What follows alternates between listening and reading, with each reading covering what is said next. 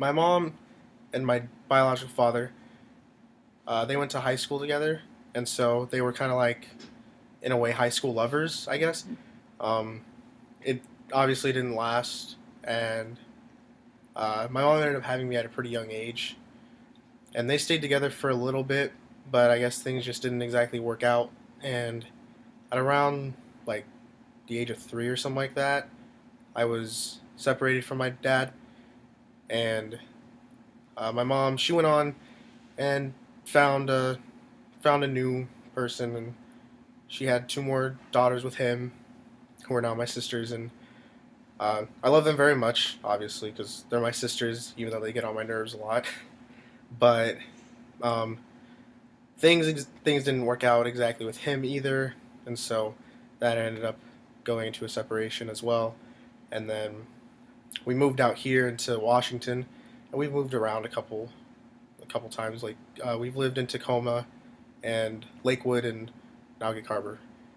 Um, and then my mom met my current stepdad, who's pretty awesome. He's a pretty cool guy, and he's helped me. He's helped me with a lot of kind of like what uh, teaching me what I should know about being a man and growing up, and how to how to just be a young adult, which has been very helpful because for a good majority of my life, my real dad has been gone, and so it's pretty nice having him there for me. My biological dad, though, he and I we have moments where we'll have like heart to hearts and stuff like that, but it's it's hard to get a hold of him a lot of the time, just because he might be busy or doing something else and taking care of his family that he has right now, which is sometimes tough because I definitely do miss him. And that's one of the main struggles that I've kind of had, was pretty much just not having a father figure for a lot of my life.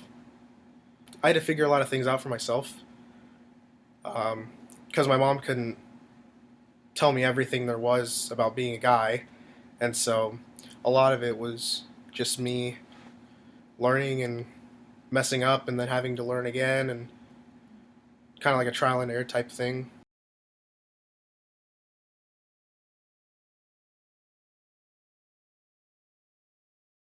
Here it's very like open and very friendly, and you can talk about anything, and everyone will be very understanding, and no one will put you down for it, which is nice. So that's a pretty big thing on why I originally came and why I still come to this day. For a really long time, I had troubles with school, and that was something that was kind of holding me back, because I'm a pretty smart kid, and I know what I'm doing, but I gave up on sometimes through the year, and I just wouldn't do anything.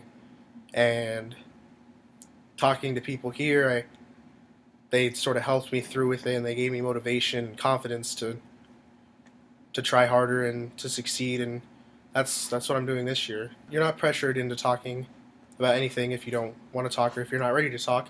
You can just sit and sort of observe and see how everyone else sort of does it. That's what I did for about the first month or so of coming here. I didn't say a word, but now I'm kind of slowly turning into a leader.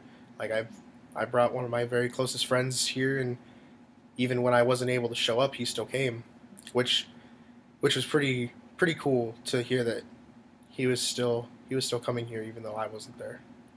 So that was nice, and it's just a fun place because you meet so many cool people that you probably would never think of talking to outside of here, like at school or anything, which is always nice.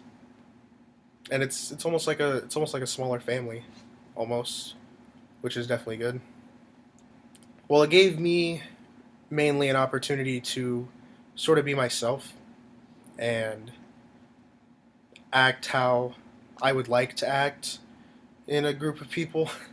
So it gave me a chance to do that and kind of find my true identity amongst like the craziness that would go on around my life and stuff. and so it gave me a good opportunity to just sort of relax and not be so stressed for a couple of hours. There's always food here, which is good. So we can all sit down, have a meal together, and just kind of kind of be social with each other, just talk about what's going on, which is always nice.